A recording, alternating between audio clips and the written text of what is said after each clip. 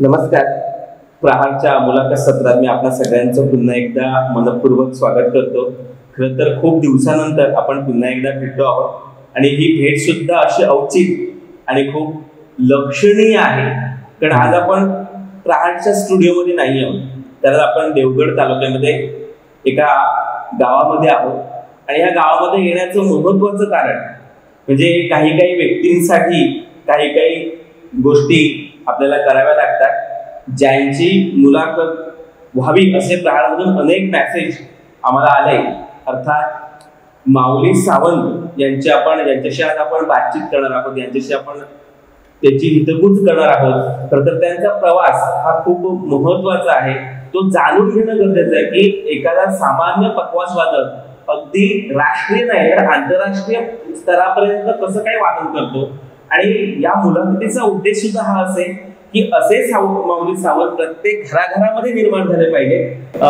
माऊली सावंत बुवा, मी तुमचं पुन्हा एकदा प्रहारच्या वतीनं आणि मायबाप रसिक प्रेक्षकांच्या वतीनं मनपूर्वक स्वागत करतो. नमस्कार. नमस्कार, धन्यवाद. खरं तर तुमच्याकडे बघितल्यानंतर मला एक अभंग आठवतो आणि तो अभंगाने आपण सुरुवात करणार आहोत. खरं तर पकवाजवादक असल्यामुळे तुमच्यासमोर पकवाज हवा होता, पण आपण घाईघाईने मुलाखत घेतो आहोत, त्यामुळे मी दिलगिरी व्यक्त करतो तुमच्या आणि माझ्या वतीने सुद्धा की रूप पाहता हो लोचने सुख झाले हो साजने. खरं तर ते सुख आम्हाला सुद्धा झालेलं आहे, कारण कित्येक दिवसाची जी आमची इच्छा आहे ती आज देवगडमध्ये येऊन पूर्ण झालेली आहे आणि प्रहारच्या मंचावर शेवटी तुम्ही आलेला आहात. हा अनुभव पहिला कसा वाटतो? न मी खरं सांगू की तुम्ही ही जी जागा आहे ना, योगायोगाने हे माझं आजवळ आहे, शिरगाव. तर इथे कसं झालेलं, मी माझं मुख्य गाव दाजीपूर, पण शिरगाव माझं बालपण किंवा माझ्या मामांकडे वगैरे हे. आणि योगायोगाने आज भजन आहे दिरबादेवीच्या मंदिरात. तर योग असा येतो की तुम्ही मला 2-4 वेळा फोन पण केला की सर आमच्याकडे बरेच जणांचे हे आहेत म्हणून. तर पण म्हटलं चला आज योगायोगा नाही म्हणून मी तुम्हाला स्वतःहून सांगितलं की सर आम्ही येतोय, आज आपण बोलूया. आणि हा सगळा योगायोग झाला आहे. खरं तर मी त्या परमेश्वराचे ऋण व्यक्त करतो, त्याचे आभार मानतो की तुमच्याबरोबर बोलण्याची आणि भेटण्याची संधी आम्हाला अथक प्रयत्नानंतर मिळाली आणि त्यासाठी सुद्धा वाट बघावी लागली. मला जाणून घ्यायला आवडेल की आज आपण पकवाजवादन, म्हणजे माझ्या माहितीनुसार आपण 6व्या वर्षापासून हे पकवाजवादन करता, म्हणजे नालीपासून ते पकवाज वादकापर्यंत. खरं तर भजन क्षेत्रामध्ये क्रांतिकारी पुरुष म्हणून तुमचं नाव घेतलं तर ते कदाचित वावगं ठरणार. मी खरं सांगू का, मी एक प्रमाण सांगतो, असं हे नाही आहे. तुका म्हणे येते भजन प्रमाण, काय थोरपण जाळावे ते. आणि अजून एक प्रमाण आहे, सेवक करावे सांगितले काम. तर माझी घराण्याची परंपरा वारकरी असल्यामुळे ना, माझ्यावरती असे शुद्ध हे झालेत सगळे, म्हणजे असं म्हणतात ना की तू बाबा संस्कार, तू ह्याच पद्धतीने चाल, तू असंच वाजव.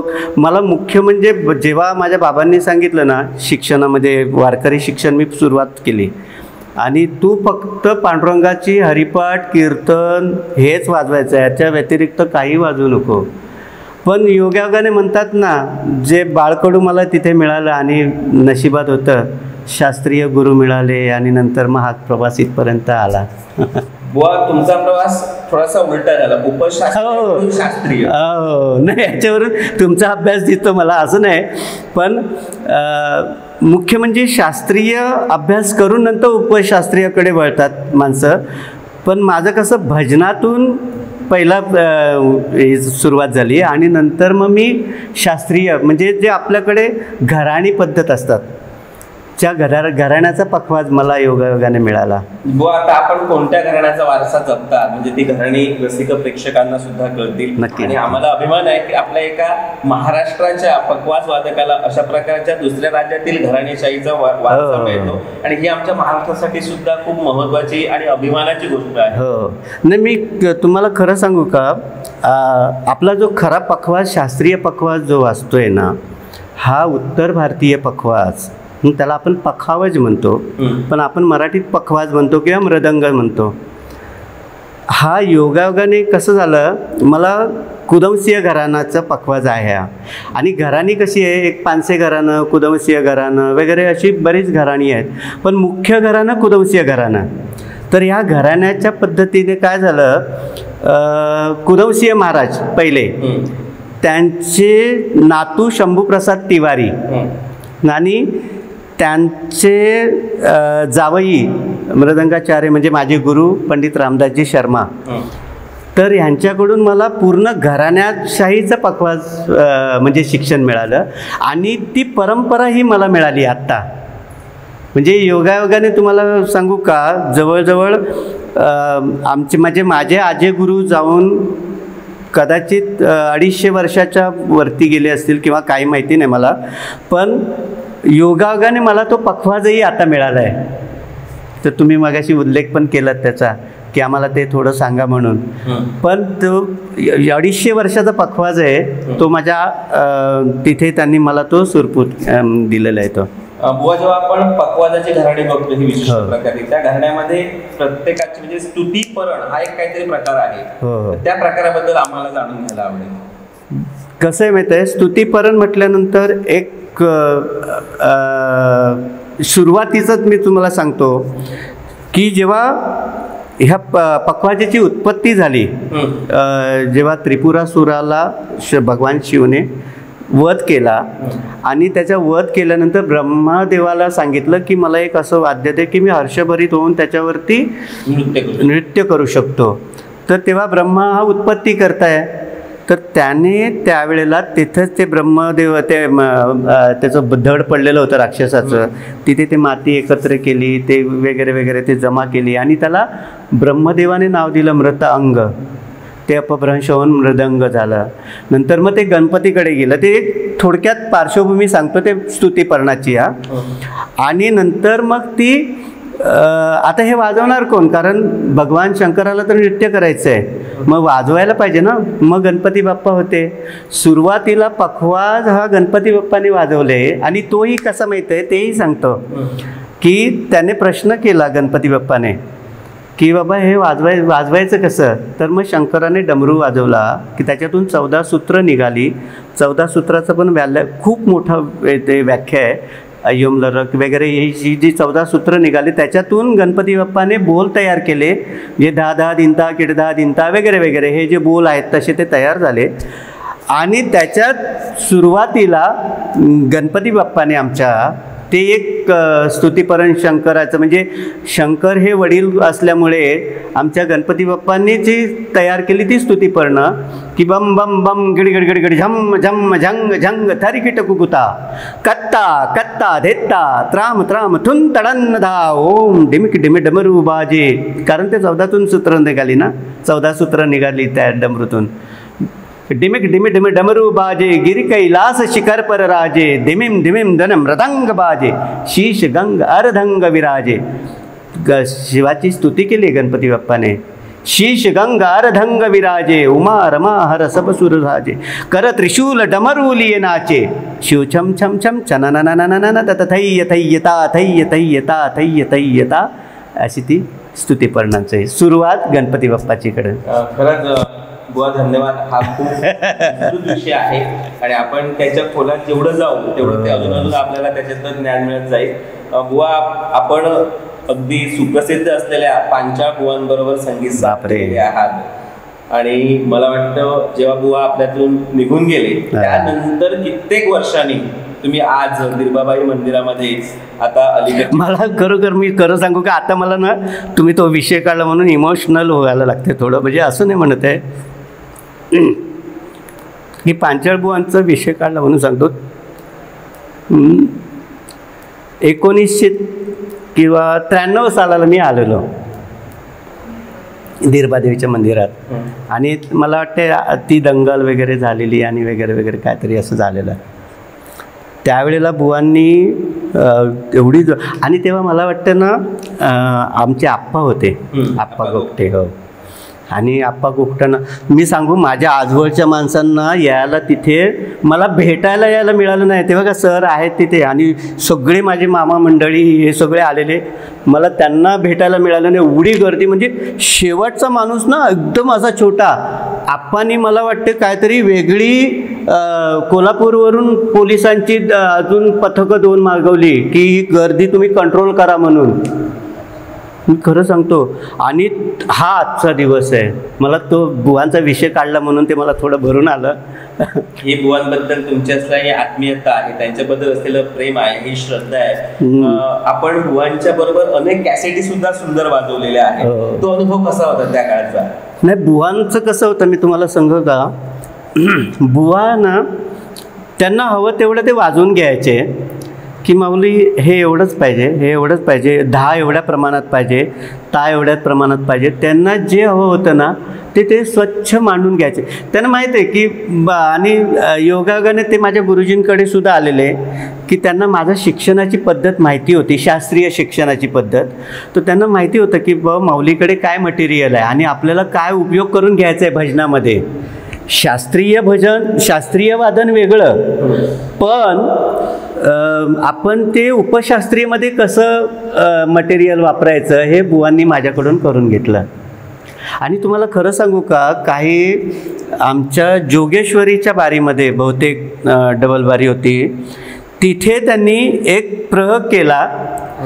म्हणजे आम्हाला एक आता आम्ही जेव्हा सोलो वाजवतो शास्त्रीय वादनामध्ये तेव्हा एखादी एक मात्रा असते किंवा एखादा ताल असतो, त्या तालामध्ये आम्ही फिरायचे असते, चक्रधार वाजवायचं वगैरे वगैरे, खूप अभ्यास असतो तो.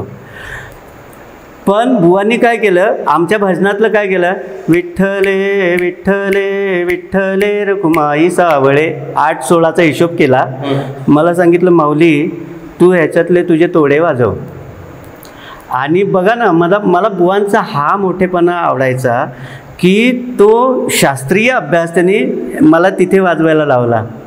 हा बुवांचा मोठेपणा होता. आणि तिथून बघा आता आमचे आपल्या कोकणातले आहेत ना सगळे वाजपी खूप सुंदर आहेत, हुशार आहेत. आणि ते तिथून ती चालू झाले.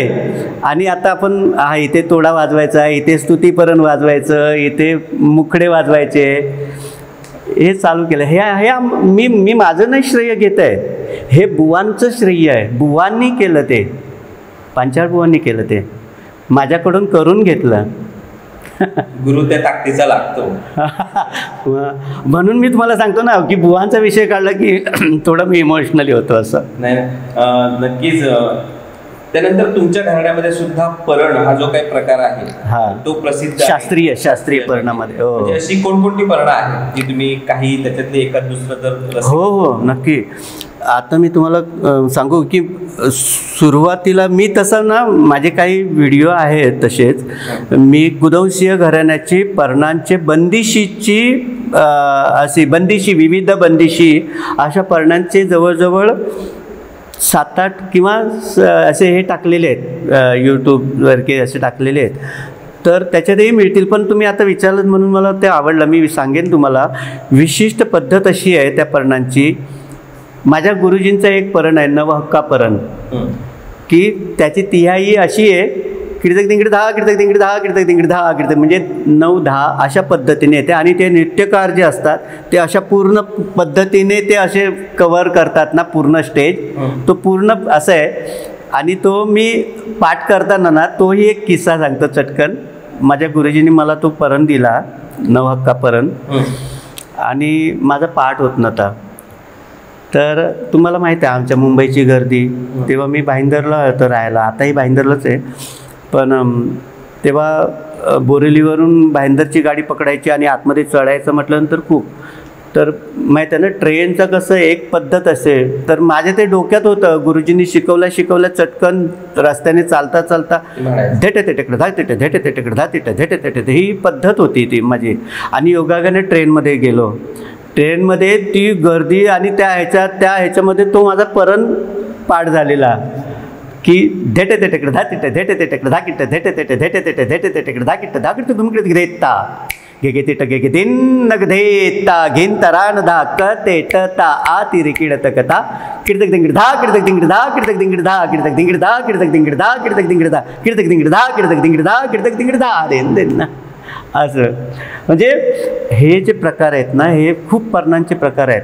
घनाक्षरी परण आहे. घनाक्षरी परण म्हणजे आपण जसे घणे बोल आणि जवाकार लय खूप प्रकारच्या अशी पर्णांची भाषा आहे. म्हणजे जवळजवळ मी तुम्हाला आता म्हणजे मोठेपणा नाही सांगत, माझ्या गुरुजींची एवढं मटेरियल आहे ना, जवळजवळ 600-700 पर्णांचा अभ्यास माझ्याकडे असेल. ती अशी विविध पर्णं आहेत की त्या मुख्य 3 लयीमध्ये आहेत. म्हणजे समजा विलंबित लय, मध्य लय, द्रुत लय वगैरे वगैरे. पण विशिष्ट पर्ण म्हणजे काय, जवाकार लय. जवाकार लय म्हणजे समजा आता आपला तांदूळ धरला किंवा गहू धरला तर दोन्ही बाजू अशी टोकं निमुळती असतात, मध्ये बोट म्हणजे पोट पुढे मोठं असते, तशी पर्ण असतात. म्हणजे ते एक बोलून दाखवतं. ढा किडतक धुम किडतक दिंग किडतक ना किडतक तरी किडतक ता, म्हणजे असं इथपर्यंत आला. ढा किडतक धुम किडतक दिंग किडतक ना किडतक तरी किडतक ता तरी किडतक देतान क त धे कीट कत धे कीट कत गदिगन दान नान दगिन कत धडन नगड दिग दिन दा कत दिगड कत गदिगन दा तान धा दीद धा अशी. म्हणजे ह्या जवाकार लय, परत गोपुष्यालय, श्रोतालय, खूप पर्णांचा अभ्यास गुरुजींनी दिलाय. आणि ह्या अभ्यासाचा मी आता अभ्यास करतो ना, मला केव्हा केव्हा असं वाटते की आपल्याला आयुष्य कमी पडेल. खरंच खूप छान. असाध्य ते साध्य करिता काय, असाध्य ते साध्य करिता सायस कारण अभ्यास तुका म्हणे. प्रमाणे आपण चालतंय. मला जाणून घ्यायला आवडेल की याही वयात तुम्ही किती रियाज करता. माझं ना, मी खरं सांगू का, मी हॉस्पिटलला राजीनामा दिला आणि त्याच्यानंतर जो मोकळा झालो ना पूर्ण अभ्यासाला, तेव्हा पण माझा 4-5 तासाचा रियाज असायचा. आता तर दिवसभर मी घरात असेल तर पक्वाज माझ्या पुढ्यात असतो. मी कधीच असं आत्ता तरी वेळ मोजलेला नाही आहे. माझे विद्यार्थी बसले आहेत तेही सांगतील. पण मी कधीच नाही, सकाळी माझा उठायचा 5चा वेळ, सकाळी 5 वाजता उठतो.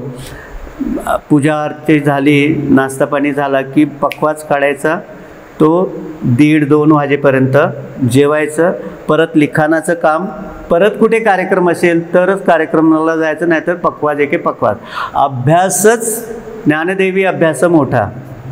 वा, ह्या अभ्यासातून तुम्ही काय स्वतःची कल्पकता किंवा प्रतिभा वापरून एखादं परण तयार केलंय का? हा ना, केलंय ना. नाही हो, नाही, मला सांगू का, मी सांगू, योगायोगाने असं झालेलं, सगळी ही कवित्व पर्ण वगैरे आहेत ना, ती अशीच मी दादरला कुठेतरी कार्यक्रमाच्या ठिकाणी हे करत होतो, म्हणजे मांडत होतो.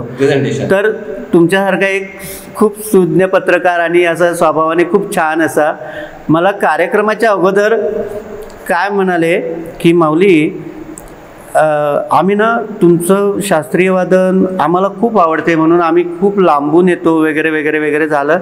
पण एखादा स्तुतीपरण मराठीत असता आणि तुमच्या 2-3 कल्पना आम्हाला ऐकायला मिळाल्या असत्या तर बरं झालं असतं. तर मी तो त्यावेळेला डोक्यात ठेवलेला. आणि दुसऱ्या वर्षाला मी, कारण हे बघा, हा अभ्यासाचा विषय आहे.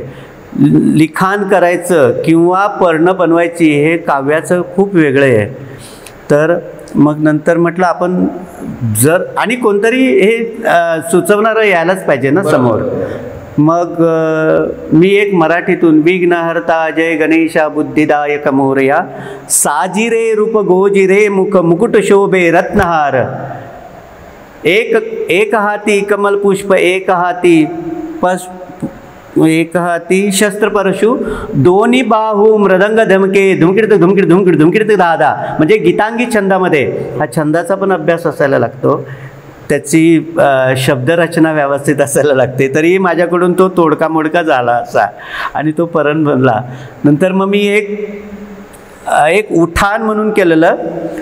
धिटत तागेन धेट धेटकडे धा तिट धेट धगन धा धा तुंगाकडे धा न तिटेकत गिरिंगड धा तिटेकत गिरिंगड धा धा तिटेकत गिरिंगड धा धा तिटेकत गिरिंगड धा देन देन ना ना देन देन ना, हे या प्रकारे म्हणजे असे थोडे छोटे छोटे केलेत.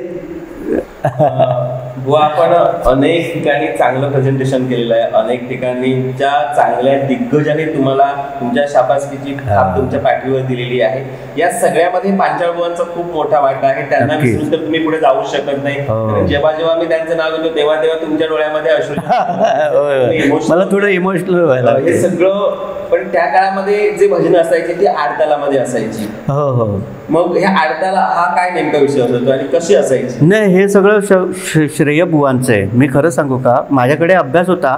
तुम्हाला एक ना छोटीशी गोष्ट सांगतो. काय झालं माहिती आहे का, बुवांनी हे बसवलं.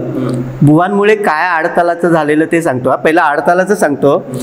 बुवांनी मला माझ्याकडून 15 मात्रा वाजवून घेतल्या तबल्याच्या अंगाने. म्हणजे धे नात्रक, धे नात्रक वगैरे, तो जो शब्द आहे पंचम सवारीचे ते. आणि मी बुवांचं ते हर हर शिवशंकर हा जो 15 मात्रेचा अभ्यास मी वाजवला. आणि काय माहिती नाही की, आणि एक म्हणतात ना काहीतरी एक योगायोग असतो की गुरुजींना, माझ्या शास्त्रीय गुरुजींना त्यांचं भजनासाठी किंवा भजन बिजन बजाना नाही, अगर शास्त्रीय बजाता है सीखता है तो भजन, त्यांना माहिती नाही ना भजनाची काय. ते काय म्हणायचे, नुसते दिनना दिन दिना तीनना तीन तीना बजाते आहे ये. पण त्यांना माहिती नव्हतं की आम्ही आडताल, 11 मात्रा, 15 मात्रा असे पांचाळ माझ्याकडून करून घ्यायचे. आणि हे गुरुजींनी एकदा ऐकलं. म्हणजे आमचे नारायण अनुभवने, तळे बाजारातलेच अनुभवने, त्यांनी एकदा तो प्ले दाबला त्यांच्यासमोर. अरे ये कौन बजा रहा है? और ये गाते हैं बहुत अच्छा, और बजा पखावज बज रहा है. मग तेव्हा त्यांनी काय केलं, जरा बताओ ये कितना. आणि त्यांनी गुरुजींनी असं म्हणजे असे ते लावली. एक छोटा व्हिडिओ हे होता, ते काय त्याला म्हणतात, ते छोटा टेप होता. ते ऐसा लगा, अरे तो 15 मात्रा बजा रहा है लेकिन पखावज बज रहा है और तबले का बोल बजा रहा है. ये आपका ही शिष्य है, आप इसने बजाया नहीं, लेकिन ये गा रहे हैं कौन? तो मेरे गुरुजी, म्हणजे अनुभवने आमच्या पांचाळ बुवांचे शिष्य. तर ते म्हणाले मेरे गुरुजी. अच्छा, फिर आपके गुरुजी क्या करते हैं? वही भजन करते हैं, गाते हैं, और वो एयर इंडिया में चीफ कैशियर है. अच्छा, उनको लेके आ हमारे पास. मला एवढा आनंद झाला. पण माझी आतून एवढी थरकाप झालेलं होतं. त्यांनी मला एक सुरुवातीला जेव्हा मी शिकायला गेलेलो त्यावेळेस त्यांनी मला सांगितलं, बेटा अगर शास्त्रीय पखावत सीखना है तो थाप अलग है उसकी, ये तुम्हारी भजन की थाप नहीं चलेगी, भजन बिजन सब छोड़ना पडेगा असं. आणि मग त्यांनी तो विषय सांगितल्यामुळे मला ती भीती होती पोटात की माझा आता पखवा सुटेल की काय ना, समजलं मी भजन वाजवतोय. पण जेव्हा मी पांचाळ बुवांचं मोठेपण काय सांगतोय हे सांगतोय. बुवा भेटायला आले, त्यांनी विशिष्ट टाईम दिला आणि बुवांना त्यांनी बघितलं ना, माझ्या गुरुजींनी एवढे खुश झाले. त्यांना बाजूला बसायला दिलं आणि विचारलं आप क्या करते. आणि बुवांना त्याच एअर इंडियाच्या ड्रेसवरती आलेले, चीफ कॅशियर होते, त्यांना एक ड्रेस होता विशिष्ट त्यांच्या त्या कॅश काउंटरला. तर त्याच त्यांचीच गाडी, त्या वेळची एअर इंडियाची गाडी. आणि ते म्हणाले अरे एअर इंडिया का गाडी हमारे सामने. त्यांच्या गाड्या पॉशच असायच्या ना ती गाडी. आणि कोण आले तर म्हटलं हे नारायणजींचे गुरुजी आलेत. म्हणजे मी होतो बरोबर. आप क्या करते हैं? तो हम सुतार है. सुतार मीन्स क्या? बोलो कारपेंटर. अच्छा, तो ये गाते बीते क्या है? बोलो ये हमारे, म्हणजे मग बुवांची त्यांनी थोडीशी चौकशी केली. मग तुम्हाला विशिष्ट सांगायचं काय कारण माहिती आहे का, बुवांमुळे मला तिथे 15 मात्रेचा खरा कुदवसीय ठेका मिळाला. बेटा ये जो बजा रहे ना, इससे गाना मत बजाओ. ते धा गदी गण दिन ता तद ढागे तीट दिन ता कीट धा कीट तक धे कीट धा क्रधा कीट धा. ह्याची उठाणच वेगळी आहे, उतरण वेगळी आहे वगैरे वगैरे. तर बुवा बोलले माऊली लिहून घे. अरे उसके लिए तो सिखा रहा हूँ, और एक तुम आप सुतार है ना, तो सुतार परन भी देता हूँ उनको मैं. म्हणजे ह्या कुदवंशी घराण्यामध्ये ना बडैयाजी म्हणून होऊन गेले. ते कुठच्या तरी राजाच्या इकडे काम करत होते. ते पहिले सुतार काम करताना त्यांच्या हाताला धट्टे पडतात ना, म्हणजे वगैरे. तर ते कुदवसिंह महाराज म्हणाले अरे ये क्या तुम्हारे हाथ में धट्टे बिट्टे है तो निकाल दो सब. म्हणजे परीक्षा घ्यायची असते सुतारांची तशी. ते सुतार एक तयार झालेले पखवाजामध्ये, त्यांचं नाव बडैया. तर बडैया जी की पढ़ने ये मौली को हम दे रहे हैं. मग त्या पांचाळ बुवांमुळे ना मला त्या बडैयांची पर्णं म्हणजे सुतारांची पर्णं मला मिळाली. बुवांची पुणे. म्हणून तर मी तुम्हाला सांगतो ना, बुवांसारखे गुरु आणि पांचाळ बुवांसारखे जे आम्हाला मिळालेलं लाभले ना, ते आमच्या नशिबातलं खूप मोठं आहे. रेले आणि तिहाई ह्या नेमक्या काय गोष्टी आहेत? हो, मगाशी विषय झाला तो रेलेचा. तरी रेले हा पद्धत आहे ना, त्याच्यात धुमकीट हा प्रकार जास्त असतो आणि धुमकीटचे प्रकार जास्तीत जास्त वाजवायचे जायचे. म्हणजे तुम्हाला एक कत त्याच्यात घालायचे असतात. एक विशिष्ट पखवाजाचे जे शब्द आहेत ना, हे वाढवत जायचे आणि ते तालामध्ये बंधित करायचे आणि त्याला स्पीडमध्ये वाजवायचे. आता धुमकीट तकीट तका किट धुमकीट तकीट तका किट तक तक धुमकीट तकीट तका किट तक तक धुमकीट. जे वाजवताना ना असं वाटायला पाहिजे की रेल चल रही आहे मस्तपैकी असं. त्याच्यातले एक फास्टमध्ये बोलून दाखवतो तिहाई सहित बघा. धुमकीट तकीट तका किट धुमकीट तकीट तका किट तकीट तका किट धुमकीट तकीट तका किट तक धुमकीट तक धुमकीट तकीट तका किट तकीट तका किट तक धुमकीट तकीट तका किट तक तिंगड धा तक धुमकीट तकीट तका किट तक तिंगड धा तक धुमकीट तकीट तका किट तक तिंगड धा देन. हे म्हणजे हे जे प्रकार असतात ना वाजवायचे, ह्या पद्धतीने व्हायला पाहिजे. ते हा रेले झाले.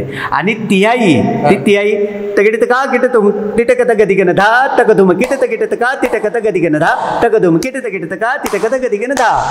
म्हणजे तिहाईचे सुद्धा एक प्रकार असतो ना, तो त्या सेम मात्रामध्ये सेम शब्द 3 वेळा वाजायला पाहिजे. ही तिहाई झाली. तिहाईचे पण प्रकार बरेच आहेत. दमदार तिहाई, बेदम तिहाई वगैरे. हो, ह्या सगळ्या गोष्टी करता करता आपण भजनामध्ये सुद्धा या ठिकाणी पखवाज वाजवलात. आज तुम्ही मोठमोठ्या कार्यक्रमामध्ये मोठमोठ्या गायकांच्या संगतीमध्ये असता आणि हा आमच्या सगळ्यांसाठी अभिमानाचा विषय आहे. तुम्ही कोणाकोणाबरोबर आजपर्यंत त्या पखवाज वादनाचं काम केलेलं आहात? अरे बापरे, मी खरं आता नाही, मला आता आठवते ते खरा चेहरा पहिला म्हणजे खूप शास्त्रीय गायनातला बुवा. तर माझे एकदम जीवलं म्हणजे जिव्हाळ्याचे म्हणतात ना असे. मेन म्हणजे मला जे विषय मिळाला तो पांचाळ बुवा.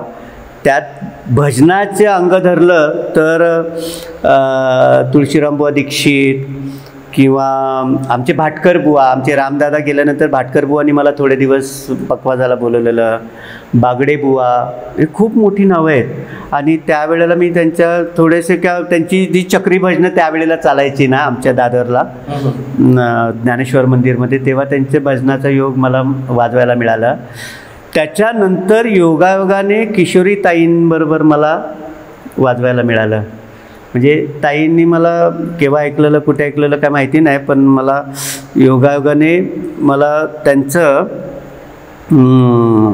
सह्याद्रीचं ओपनिंग होतं, सह्याद्री TV चं, तेव्हा त्यांनी मला बोलवलेलं. नंतर त्यांचे नागपूरला कार्यक्रम होते तेव्हा त्यांनी मला घेऊन गेलेलं. ॲक्च्युली किशोरी ताईंचं ना अजून एक तुम्हाला एक म्हणजे माझ्याबरोबर जो किस्सा झालेला तो सांगतो. किशोरीताईंचं वादन एवढं म्हणजे त्यांना गायन ते तर म्हणजे त्यांना आम्ही सरस्वतीच म्हणायचो. तर त्यांच्याबरोबर जवळ बसणं हे सुद्धा वेगळं, वाजवणं तर खूप लांब. पण जेव्हा मी बसलो त्यांच्याबरोबर बाहेर कुठे एकदा नागपूर साईडला कार्यक्रम होता आणि स्टेजवर जाण्याच्या अगोदर मला किशोरीताईंनी माऊली माझं गाणं 6 मात्रेतलं आहे, म्हणजे हे गोविंद हे गोपाल हे गोविंद दादिन दादिन, पण मला हे पखवाजाच्या अंगातून हवं आहे. आणि स्टेजवर जाण्याच्या अगोदर तसं किशोरीताईंचं कधीच हे असायचं ना, ते हां मला एवढाच टेका पाहिजे, मला एवढंच बांधलेलं पाहिजे. पण मी तुम्हाला एक आत्ता आठवण तुम्ही विचारलंत म्हणून ते आत्ता आठवण आली, मी सांगून जातो. स्टेजवर जाण्याच्या अगोदर मला ना मला अशी तिहाई अभिमावली, एक काहीतरी रोलिंग कर 6 मात्रेचं आणि त्या रोलिंगमध्ये मला तिहाई दे. तुम्हाला माझ्या अर्ध्यावर पण आत्ताही असं मला शहारे येत आहेत की मी धगन तिकीट धगन तिकीट धगन तिकीट धगन तिकीट धागतरी कधी ना नागतरी धागतरी हे काहीतरी वाजवलं मी, म्हणजे थोडंसं तियाई सहित आणि केंद्र किती कथ कधी गण धा तान धा दि धा दिन ता तिट गदी गण धा दिन ता ती ह्या तिहाईमध्ये ना त्या केव्हा आल्या आणि केव्हा सुरुवात झाली ना मला माहितीच नाही. पण त्या धा दिन ता तिट गदी गण म्हणजे असं वाटलं की आम्ही ना काहीतरी इंद्रसभेमध्ये बसलो आहे आणि ताई गातायत मी वाजवतोय असं. तर हे गोविंद असं तो प्रकारच वेगळा झालेला. ती मला आत्ता आठवण आली तुम्ही विचारलात म्हणून. ते किशोरीताईंबरोबर हा झालेला. आणि ठीक आहे आधी खूप जणांबरोबर तसंच आमच्या लता दिदींबरोबर एक कॅसेट वाजवलेली नवकार मंत्राची. अशी छोटी छोटी आहेत. थोडंसं खरं तर हे काही सहज मिळालं नाही. यश मिळवण्यासाठी प्रयत्न करावा लागतो, संघर्ष असतो आणि ह्या संघर्षामध्ये आपल्याला तुटून पडावं लागतं, तेव्हा कुठेतरी थोडंसं यश आपल्याला हाताला मिळतं. नाही मी सांगू का अजूनही यश मला म्हणजे यश मिळू दे अगर नको मिळू दे, पण ना मी आता आनंदी आहे की मला वाद्याच्या ह्याच्यामध्ये खूप मोठे गुरु, भजनातले खूप मोठे गुरु, मला कार्यक्रम मिळो अगर नको मिळू दे, माझा अभ्यास चालू आहे. आम्हाला जाणून घ्यायला आवडेल की इतक्या मोठ्या गायकांबरोबर तुम्ही वाजवला तरी पण आजही तुमचे पाय जमिनीवर आहे. हो असायलाच पाहिजे. मी कुठे मोठं आहे, माझ्यापेक्षा बाप पडले. खरं सांगू का मी ना लोकांना काही लोकांना म्हणजे मला खरोखर माझ्या गुरुजींनी दाखवलं आहे, बेटा देखो ये पखावज कैसा है, ये क्या है देखो. आणि मी माझ्या गुरुजींचे ते म्हणजे माझ्या थोडेसे त्यांच्या उतारवयात मला मिळाले, पण खूप मला त्यांची जवळजवळ 10-12 वर्षाचा मला त्यांच्याकडे अभ्यास मिळाला. पण ते म्हणाले की तू मला माझ्या तरुण वयात मिळायला पाहिजे होतास. म्हणजे हे त्यांचे शब्द आहेत माझ्या गुरुजींचे, पंडित रामदासजींचे. तर पण असं हे भाग्यात असते तेच मिळते ना. बरोबर. पण त्यांनी मला तेव्हा सांगितलेलं की तू बेटा मला आत्ता पण मिळालास ना तरी खूप आहे असं. मग हे यश किंवा हे एवढं सगळं जो काही उदो त्यांनी मला सांगितलं नाही हो, त्यांनी मला सांगितलं बेटा अगर जमीन पे रहेगे ना तो रियाज करोगे तो राज करोगे, असे त्यांची ती म्हणजे ते नेहमीच सांगायचे. त्यांनी तर खूप माझ्याकडून रियाज म्हणजे एकदा बसलं ना की मांडी घालून बसलं ना की मांडी हलवायची नाही. मला तर सुरुवातीला तर अगदी मी थोडंसं मागे येईन जेव्हा गुरुजींकडे गेलेलो ना तेव्हा अशा कपड्यांमध्ये, अरे ये तो विलायती लड़का है, ये क्या पखावत सीखेगा, यहाँ आना है तो धोती और कुर्ता पहन के आओ, धोती और कुर्ता. तेव्हा मी खारला राहायला होतो. म्हणाले माझ्या काकांना म्हणालं मी काका धोतर म्हणजे खारवरून धोतर घेऊन यायला बोरवलीला. म्हटलं कसं जमेल. ते बोले थांब मी बोलतो गुरुजींबरोबर. ते गुरुजीनं वो पायजामा हम लोग पहनते हैं वो चलेगा क्या, नहीं लेकिन वो टाइट पायजामा नहीं चाहिए. नियम है नियम. तुमचं वाढत असेल तर मी अजून एक तुम्हाला स्टोरी सांगेन माझ्या गुरुजींची. मला इमोशनल व्हायला होते थोडंसं. तुमची पत्रकार स्टाईल निघालेली एका वेळेला, खादी आणि अशी टाईट जीन्स आणि झोळी. माझ्या गुरुजींना प्लास्टिकमध्ये काही कधीच वही नेलेली आवडायची नाही. आणि तेव्हा मी थोडंसं तुमचं असं बघून पत्रकारांचं बघून मला नाही ती आमचे ते सदरे लेंगेच असायचे. पण म्हटलं एकदा मी जीन्स घेतली टाईट आणि मी सदरा घेतला मस्तपैकी पत्रकार स्टाईलने जोळी. तर मी पत्रकारांना बघायचो तुम्ही आज मस्तपैकी छान पत्रकार जात आहेत. तर मला आवडता विषय होता तसा तो. आणि मी करून गेलो. गुरुजींनी मला फक्त वरून खाली एकदाच पाहिलं, न बोलता कशी शिक्षा दिलेली ते सांगतो. म्हणजे आता पण बघितलं असं हां बेटा बैठो. मोस्टली माझ्याकडे काय करायचे ते 4 वाजता पखवाज दिला ना की 6 ते 6:15 सांगायचे हां बेटा बस ठीक आहे अभि बंद करो. वैविध्य वाजून गेलं लयकारी केली वगैरे वगैरे तसं शिक्षण व्हायचं. तसं 2 तास माझ्या हातात त्यांच्यासमोर पखवाज असायचा. त्या दिवशी बसतानाच ना मला अनकम्फर्टेबल वाटलं, कारण अशा स्टाईलमध्ये गेलेलो ना मी गुरुजींच्या एकदम जवळ गेलेलो. आता गुरुजी म्हणजे मला पोरासारखे करतायत, मला आता कपड्यांवरून काय बोलणार नाही, पण त्यांनी न बोलता मला काय शिक्षा केली ते सांगतो. म्हणजे त्याने फक्त वरून बघितलं असं खालीपर्यंत, हां ठीक आहे बेटा पकावे निकालो. बसलो, बसतानाच अनकम्फर्टेबल झालेलो मी. आणि नंतर मग त्या दिवशी एक लयकारी वाजवायला सांगितली मला, ती गीतांगी छंदाची. आणि मला ना ते म्हणजे गीतांगी छंद म्हणजे 3/4 आपण जे जातो तगन तग ते आपण जास्त करून ते आपण दशावतारीमध्ये पण वाजवतो किंवा आपल्या कोकणामध्ये हे आपण करतो ते तगन तग तिथं तगन तग तिथं. पण अनकम्फर्टेबल बसल्यामुळे तो तगन तग तिथं 3/4ची लय असल्यामुळे मी ती चुकायचो. आणि त्यांना काहीतरी वेगळं करून घ्यायचं होतं माझ्याकडे. नाही बेटा इसमे रेला करो, मग अशी तुम्ही बोलात ना रेलाचं सांगा. तर मग मी त्यांनी मला त्यावेळेला एक धुमकिडतक धुमकिड धुमकिड धुमकिडतक धुमकिड धुमकिड धुमकिडतक धुमकिड धुमकिड धुम ही पद्धत सांगितली. पण ती निघत नव्हती तेव्हा. म्हटलं का निघत नाही, बसणंच अनकम्फर्टेबल ना.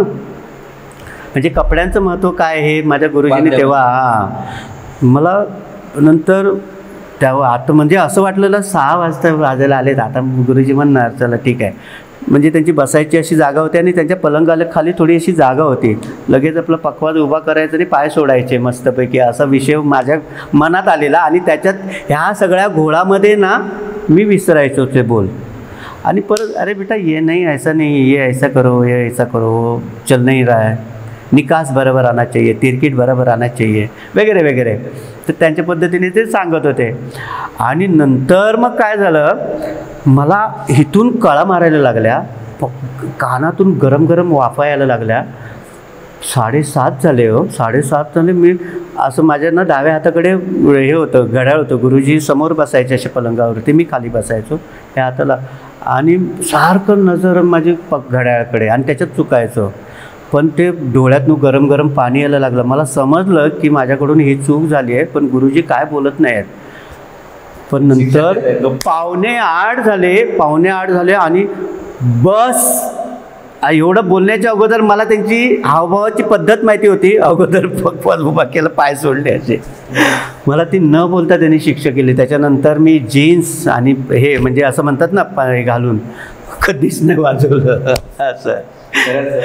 किती सुंदर तुम्ही गुरूंबद्दल या ठिकाणी किस्सा सांगितला. व आपण जरा अजून पुढे मी जातोय की तुम्ही बारामतीला ज्या मोठ्या स्पर्धा होत्या त्या स्पर्धेमध्ये तुम्ही परीक्षक म्हणून काम करता. आणि त्यामुळे या स्पर्धेमध्ये परीक्षण करत असताना कोणकोणत्या गोष्टी महत्त्वाच्या असतात, जे स्पर्धांकडे कसं बघितलं पाहिजे. बघा, भजनी परीक्षण म्हटलं ना तर का होते, एकतर मी तालाच्या हिशोबाने बघतो जास्त.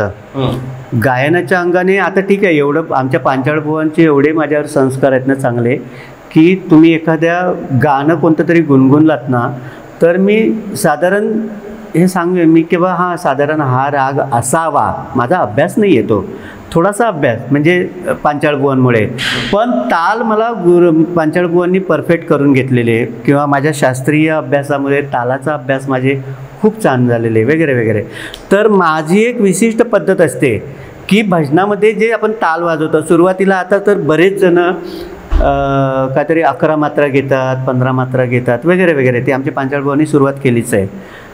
पण माझी एक पद्धत असते की तालाची बेदम तिहाई, की तालाचा मुखडा, की तालाचं जे खंड आहे त्या खंडाप्रमाणे गाणं जाते की नाही, हा प्रकार हा अभ्यासाचाच विषय आहे. आणि तो आपण भजनात वापरतोय तो आहे की नाही, तर हे परीक्षण असते. नाहीतर रामकृष्ण हरी हे शब्द 4च आहे, षडाक्षरी मंत्र आपण म्हणतोय, पण ते षडाक्षरी मंत्राला त्या तालात बसवायचं आहे, पण ते ओढून ताणून नाही ना बसवायचं. हे परीक्षण असते. बुवा खरं तर तुम्हालाही घाई आहे आणि आपल्याकडे वेळ कमी आहे. खरं तर ही मुलाखत सतत अजून 2 तास आम्ही चालू शकतो, पण या म्हणजे आपल्याला वेळेचं बंधन आहे. आपण नक्की पुन्हा तुम्हाला नक्की पाठ दुसरा करू आपण. जाता जाता एकच तुम्हाला विचारतो, म्हणजे जाणून घ्यायचं आहे की सध्याची आमची जी कोकणामधील जी पिढी आहे त्या पिढीला तुम्ही आज पखवाजवादक म्हणून, की तुमचा एक लौकिक आहे आणि तुमच्याकडे आता एक म्हणजे ज्याला आपण काय म्हणतो अधिकार आहे, त्या अधिकारवाण्याने काय संदेश द्याल. नाही, मी तुम्हाला पहिलंच सांगितलं, मी एक सेवक आहे पखवाजाचा. सेवक हे करावे सांगितले, मी सुरुवातीला सांगितलं. मी अधिकारवाने नाही सांगेन, पण एक माझ्या अभ्यासाच्या ह्याने मी सांगेन की आमच्या मुलांनी ना जास्तीत जास्त पखवाज भजनात खूप छान वाजवतात. खूप सुंदर वाजवतात. आता मी जर ऐकतो तर मलाही माझं कमीपणा वाटतं की अरे मी एवढं चांगलं वाजवत नाही, म्हणजे एवढी सुंदर पखवाज वाजवतात. पण त्याच मुलांनी ना शास्त्रीय वादनाकडे यायला पाहिजे आता असं. आणि पूर्ण ती थापेचं पूर्ण अभ्यास पखवाजाची पूर्ण डीपली अभ्यास हा घ्यायला पाहिजे. म्हणजे एवढंच मी मुलांना सांगेन की आहे आपल्या कोकणामध्ये सगळं तयार मिळते, ते तुम्ही घ्या. आणि मी आता मोकळा बसलो आहे, मी असं म्हणत नाही की तुम्ही या किंवा काय, पण हे घ्या ऐकून. बाहेर खूप मिळते अभ्यास हा फार महत्त्वाचा आहे. नक्कीच बुवा. खरंच मी पुन्हा एकदा आपलं ऋण व्यक्त करतो ते यासाठी की आपलं व्यस्त वेळापत्रक असताना सुद्धा तुम्ही आम्हाला फोन केला. तुम्ही येतोय सिंधुदुर्गामध्ये, आज तब्बल 13 वर्षांनी तुम्ही 30 वर्षांनी सिंधुदुर्गामध्ये आला आणि जवळपास बऱ्याच वर्षानंतर तुम्ही डबल बारीवर या ठिकाणी साथ संगत करणार आहात. बुवांबरोबर तुम्हाला खूप खूप शुभेच्छा पुढच्या वाटचालीसाठी. धन्यवाद. खरं तर तुमच्यासारख्या बुवांच्या सोबत बसणं ही माझ्या आई वडिलांची हे मी समजेन. मी खरंच पुन्हा एकदा प्रहारच्या या व्यासपीठावरून आपल्यासहित मायबाप रसिकांचं सुद्धा या ठिकाणी ऋण व्यक्त करतो आणि थांबतो. बुवा मनपूर्वक धन्यवाद आणि खूप खूप शुभेच्छा. खूप खूप आभार. तुमचेही खूप खूप आभार. आणि मलाही तुम्ही या पद्धतीने वेळ दिलात, माझ्यासाठी थांबलात तुम्ही, त्याबद्दल मी तुम्हाला खूप खूप धन्यवाद देतो. रामकृष्ण हरी. रामकृष्ण हरी.